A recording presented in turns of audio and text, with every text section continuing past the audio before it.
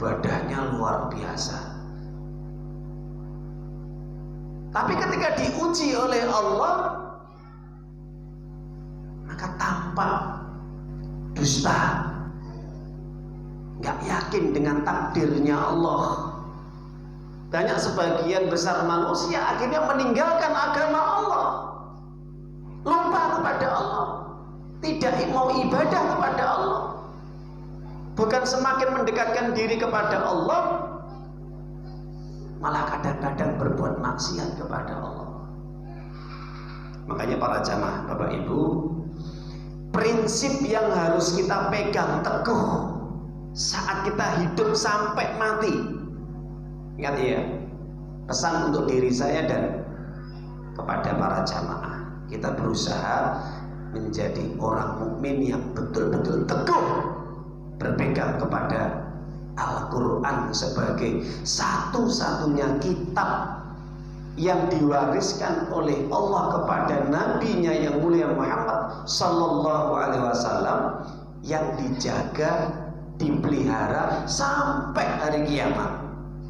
Al-Quran ini yang menjamin, menjaga, melindungi kehidupan orang-orang yang beriman. Yang tidak beriman tidak dijaga dan tidak dilindungi, ditolong oleh Allah. Kenapa? Karena meninggalkan Al-Quran. Ingat ini, intan surullah yang surkum wa sabbit aqdamakum. Di dalam surat Muhammad surat 47 ayat 7, kalau kamu betul-betul menolong agama Allah, berpegang teguh kepada agama Allah Islam dan mengikuti petunjuk di dalam Al-Quran, Allah akan menolong kamu dalam situasi apapun, dalam kondisi apapun, dan meneguhkan imanmu, menguatkan imanmu, tidak menjadi pengecut dan punya rasa takut yang berlebihan.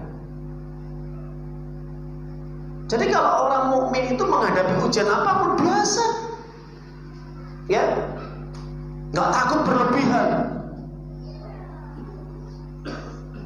Digoncang sedikit sudah kalang kabut, mewek.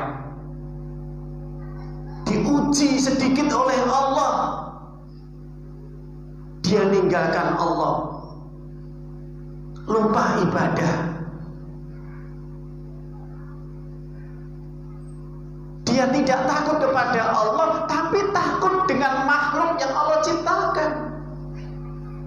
Orang yang seperti ini semakin dijauhkan oleh Allah. Jadi Bapak Ibu, ini harus kita pegang teguh. Makanya Allah turunkan di dalam surat Al-Baqarah 154, jelas itu ayatnya.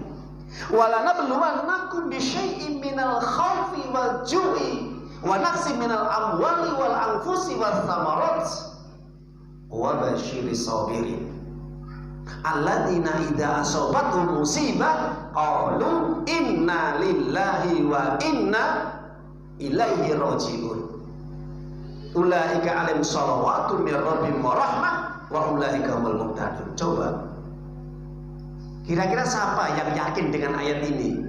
Siapa yang yakin? Orang mukmin, kita yang yakin dengan ayat ini. Mereka yang tidak beriman tidak pernah yakin terhadap petunjuk Allah. Islam. Kelihatan nanti Bapak Ibu, ketika diuji dengan apapun, entah itu virus COVID-19, nanti virus Delta, virus apa lagi, sampai nanti nggak jelas karuannya. Tapi kalau orang mukmin, ujian apapun tetap dia hanya kembali kepada Allah, percaya yakin hanya kepada Allah. Kenapa? Karena apapun musibah, ujian itu yang buat Allah, bukan manusia. Bukan manusia. Ya. Manusia pengen menghadapi dengan apapun, dengan teknologi canggih, dengan membuat vaksin apapun, kalau Allah tidak menghendaki, dihancurkan manusia, mati dengan virus tadi. Tapi kalau manusia, kalau dia yakin dengan keimanannya, tanpa divaksin pun itu hanya ujian dari Allah, mati hidup di tangan Allah. nggak ada masalah. Yang penting apa? Zikir, ingat kepada Allah. Karena Allah sudah memberikan antibodi sejak kita lahir. Sejak kita lahir, Allah sudah memberikan antibodi apa? ASI. Itu antibodi yang luar biasa itu. Yang kedua, konsep hidup seperti Nabi. Bagaimana konsep hidup seperti Nabi? Mulai kita mau tidur sampai kita bangun tidur, kalau kita mengikuti Nabi, sehat. Nah, orang yang nggak sehat-sehat itu loh Pak Bu, gampang sakit itu. Kenapa? Karena hidupnya nggak seperti Nabi. Nabi itu tidur setelah selesai sholat Isya, bangun jam 1 malam, sholat malam. Ya kita tidur jam 12 malam. Waktunya Nabi bangun sholat malam, kita tidur. Bagaimana kita mau sehat? Kita mau tidur, makan makanan yang mengandung kolesterol, lemak. Jangankan kok ada virus, nggak ada virus pun kita sakit. Virus ini hanya pendamping saja sebenarnya. Sebenarnya dia sudah ada penyakit keturunan. Makanya saya mengutip mantan Menteri Kesehatan Siti Fadilah yang dipecat pada rezim pemerintah saat itu. Kenapa? Gara-gara dia menolak prinsip keinginan WHO. Indonesia menjadi sarangnya flu burung, ditolak sama Siti Fadilah. Tidak terima, diusir. Nggak mau. Tapi dipecat akhirnya beliau dari Menteri Kesehatan. Kenapa? Beliau mengatakan adanya pandemi ini tidak usah takut berlebihan. Pandemi ini dengan berjalan sendirinya akan biasa. Ini fitrah alam. Ketika orang terkena pilek, batuk, diobati seperti biasanya. Jaga kesehatannya. Kita akan membentuk antibodi sendiri nanti ketika ada virus lagi dia akan kebal. Jadi pandemi tidak bisa diselesaikan dengan vaksin apapun, nggak bisa, karena nggak ada sejarahnya. Pandemi selesai dengan vaksin. Mau bikin vaksin model apapun nggak bisa, karena dia bermutasi terus. Bagaimana menghadapi pandemi? Zikir, doa, hidup sehat, jaga kesehatan, selesai. Saya mengutip mantan Menteri Kesehatan Siti Fadilah, buka di YouTube ada itu. Ya, jadi orang kadang panik, takut berlebihan. Jangankan kok COVID-19, ketika ada taun pada zaman tahun 300 Hijri di Syam, di Damaskus, di Yaman menyebar. Berapa yang mati? Hampir dalam hitungan 1 minggu atau 1 pekan 30.000 kaum muslimin meninggal kena taun. Taun itu lebih berbahaya daripada virus apapun. Dia menyebarnya lewat udara. Ketika taun ini terkena, kulit ini melepuh, kulit ini dalam hitungan 9 jam kalau tidak ditangani meninggal dia. Tapi apa? Mandat perintah dari khalifah pemimpin saat Imam bin Khattab yang ada di dalam satu daerah yang kena taun itu diisolasi, tidak boleh keluar dari wilayah itu, atau yang di luar masuk ke wilayah itu, dan banyak berzikir kepada Allah Subhanahu wa Ta'ala. Banyak zikir, doa, minta kesembuhan. Masjid-masjid bagaimana Bapak Ibu? Jangan ditutup. Masjid kok ditutup?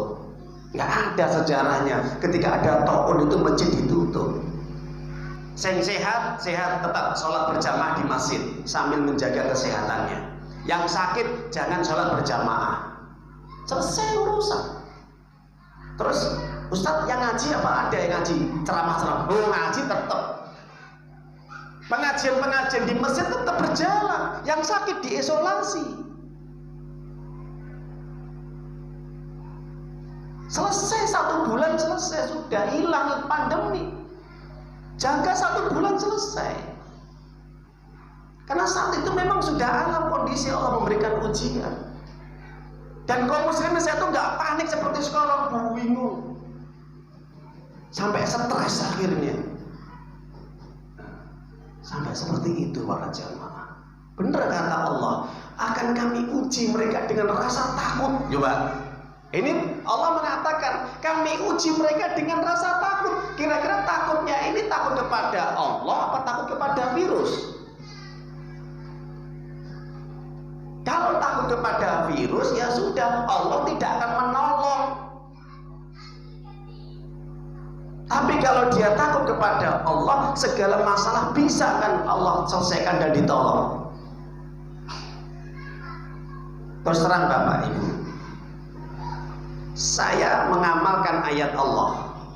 Ayat ini saat ketika saya sakit, istri juga sakit, batuk itu 3 minggu. Itu kalau saya bawa ke dokter, corona kena COVID, pasti saat itu sedang gencar-gencarnya.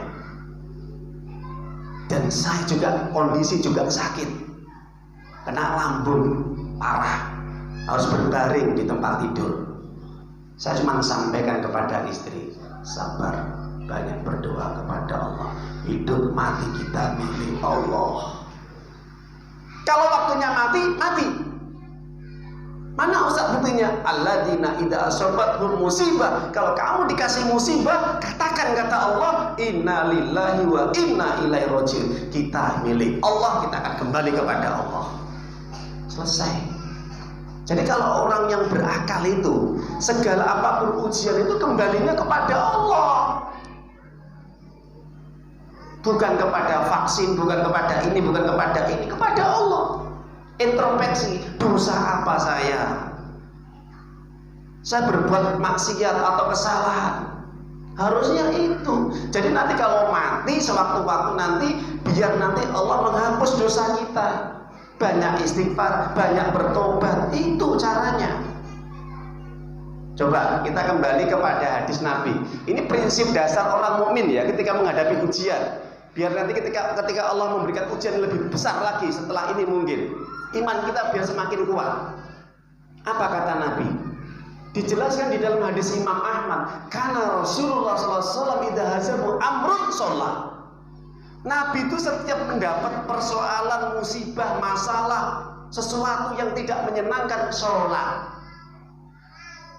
Ingat Bapak Ibu ya, Nabi itu kalau ditimpa ujian, musibah, sholat dia minta kepada Allah. Nah kalau kita kadang-kadang enggak, paniknya yang kita tunjukkan, bingung, takut berlebihan, nggak bisa tidur, stres, gue piye.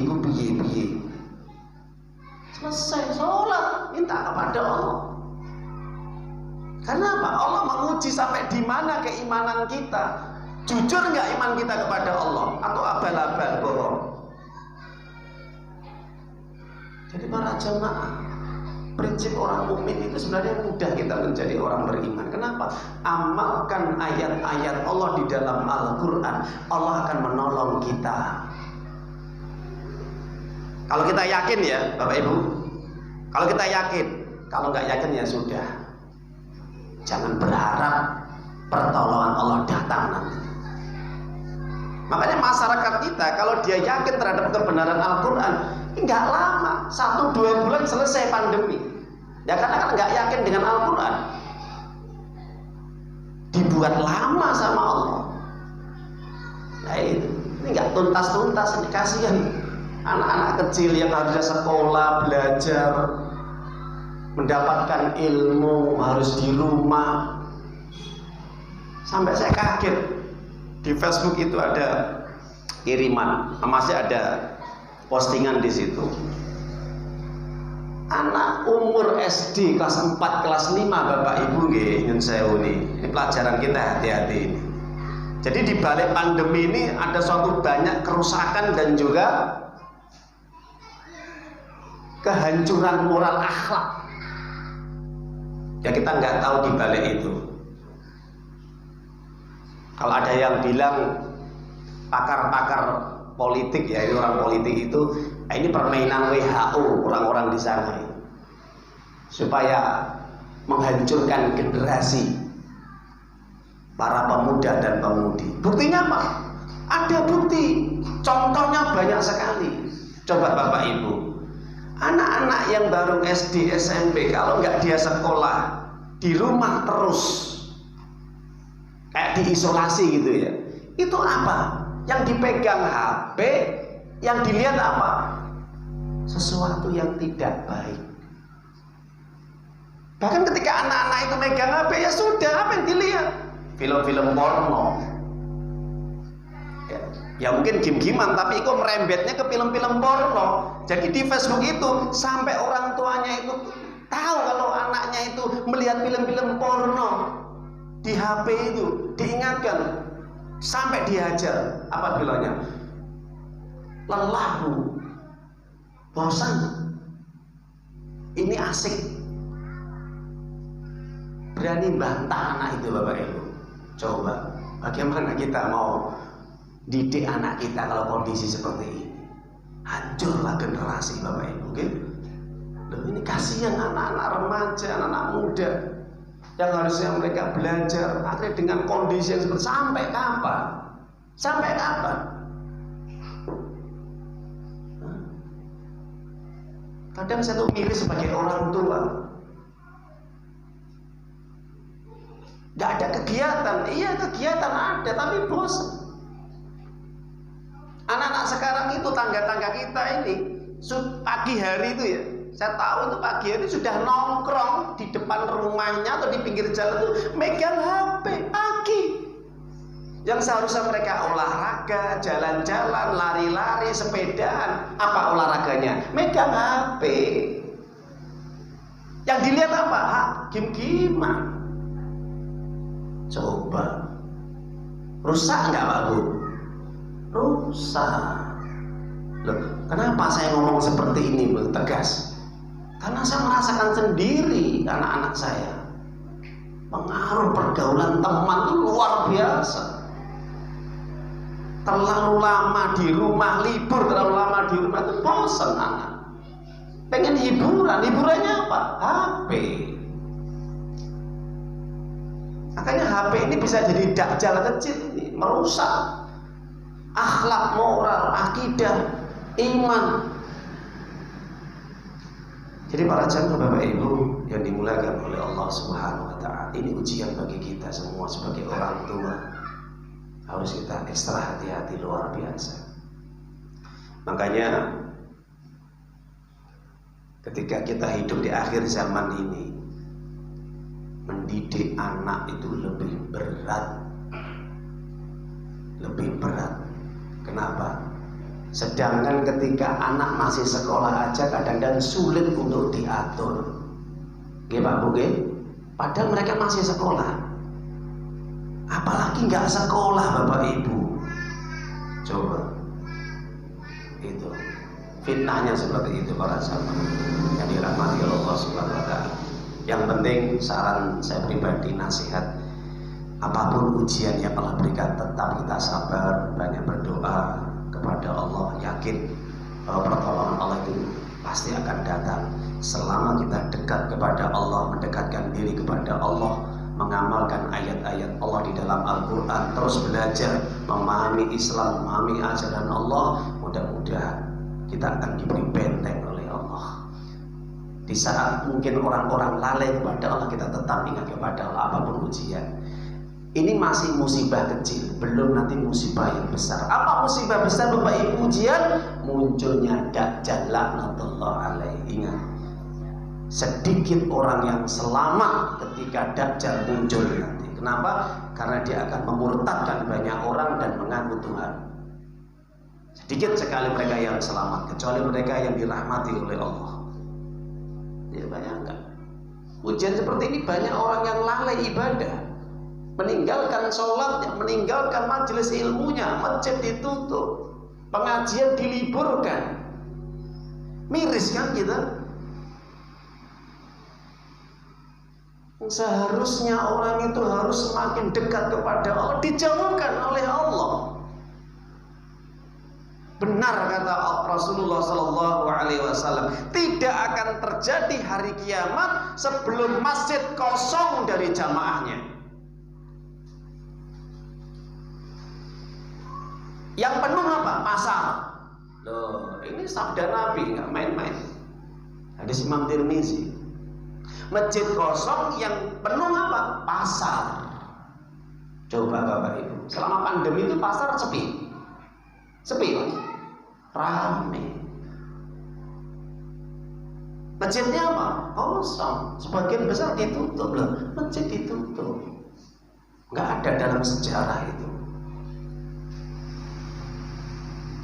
Ini kondisi darurat, Ustaz loh. Darurat. Justru darurat itu semakin dekat kepada Allah. Minta pertolongan kepada Allah, bukan kok jauh kepada Allah. Makanya Umar bin Khattab itu ketika Madinah itu dilanda lindu, gempa, itu gempa sedikit lindu, ya, hanya berapa sedikit lah, goyang gitu aja, nggak sampai bentet, ya, tanahnya itu. Apa kata Umar bin Khattab ketika jadi pemimpin, ya, khalifah itu? Dikumpulkan semua rakyatnya, masyarakatnya. Apa nasihat instruksi Umar bin Khattab saat itu? Siapa di antara kalian berbuat maksiat kepada Allah, tobat hari ini. Siapa kalian yang tidak sholat, segera sholat. Siapa kalian senang maksiat, tinggalkan maksiat. Ini penyebab kalian berbuat maksiat, durhaka kepada Allah. Allah peringatkan dengan lindu atau gempa. Cerdas sekali ini pemimpin, Insya Allah. Benar kata Allah di dalam surat An-Nisa. Kita buka surat An-Nisa ayat surat yang keempat. Ini firman Allah Bapak Ibu ya. Ya, kita kembali kepada ayat-ayat Allah kalau ada masalah apapun. Apa kata Allah di dalam surat An-Nisa 147? Ma yaf'alullahu bi'adabikum in syakartum wa amantum wa kana Allahu syakiran 'alima. Nanti di rumah Bapak Ibu dibuka ke Al-Qur'annya, terjemahnya ayat 147. Surat yang keempat. Ya, surat keempat 147. Apa kata Allah? Ma yaf'alullahu bi'adabikum in syakartum wa amantum. Allah tidak akan pernah mengirimkan siksa azab kepada suatu kaum atau memberikan siksa bencana kepada masyarakat di negeri manapun atau wilayah manapun, di kota atau di desa manapun, kalau penduduknya bersyukur dan beriman kepada Allah. Oh, ini ayat Allah Pak Buge, bukan pendapat saya. Ini ayat Allah, nanti dibuka. Maksudnya bagaimana ayat ini? Kalau penduduknya mulai pemimpin sampai rakyatnya ini mereka beriman, bersyukur, menjalankan semua perintah Allah dan menjauhi larangan Allah, tidak durhaka, maksiat kepada Allah, tidak kufur kepada Allah, dikasih ketenangan hidup, kemakmuran, kedamaian, kebahagiaan, keadilan. Ini janji Allah lagi, nggak main-main lagi. Ini janji Allah, ayat Allah ini. Makanya ini tugas saya menyampaikan supaya penjenengan preso ngerti. Allah tidak akan mengazab suatu kaum kalau penduduknya mereka bersyukur.